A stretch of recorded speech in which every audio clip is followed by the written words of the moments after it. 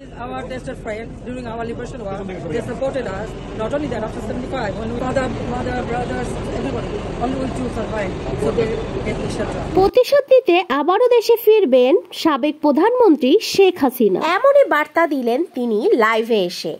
মধ্যরাতে এক ভিডিও বার্তায় শেখ হাসিনা কি জানালেন, বিস্তারিত জানতে পুরো ভিডিওটি না টেনে দেখুন। শেখ হাসিনা পালিয়ে গেছে, শেখ হাসিনা নাই, শেখ হাসিনা চলে গেছে, শেখ হাসিনা পালায় না। দর্শক, সম্প্রতি বঙ্গভবন থেকে শেখ হাসিনা একটি বেসামরিক হেলিকপ্টারে করে ঢাকা থেকে পালিয়ে যেতে বাধ্য হন।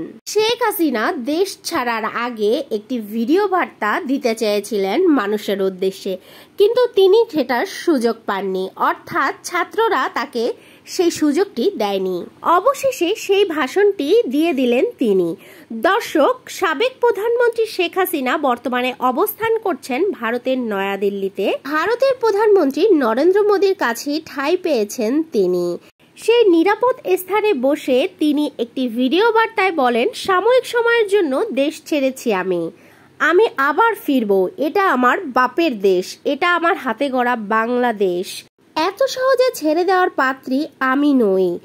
মনে রেখো, দিনটি তোমাদের ছিল, কিন্তু বছরটি আমার হবে।